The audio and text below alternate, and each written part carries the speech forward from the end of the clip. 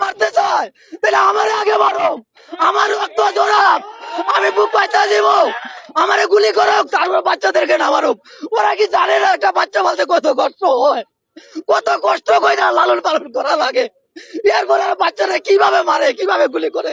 কালকে একটা ছেলেরা মারলো, ওই ছেলেরা কি করছিল, এতই ভাবে দাঁড়াই আছিল, কি দোষ আছিল তার, কি দোষে তারা গুলি করলো, কি দোষটা ছিল তার, একটা দোষ তো মাঝে থাকতে হয়। ও ভাই, একজনে যদি একজন মারে তো তার একটা দোষ লাগে, কি দোষে তারা মারলো, কি দোষে তারা গুলি করলো, এইভাবে গুলি করলো কেন করলো? আরে আল্লাহ, এই মানুষ, এই মানব জাতি, এই মানব জাতি আর কত পয়সা থাকবা, আর তোমরা কত পয়সা থাকবা, তোমরা নীরবতার কারণে আজকে দুষ্কৃতিকারীরা ধ্বংস করে দিতেছে আমাদের ছেলেদেরকে, শেষ করে দিতেছে। 5টা বাচ্চারে কালকে মারলো, আমি কালকে থাকতে পারি নাই, আমি রাত্রে বের হয়ে গেছিলাম, আমার বাচ্চা ধরে ধরছে যে বাবা তুমি যাইও না, আমি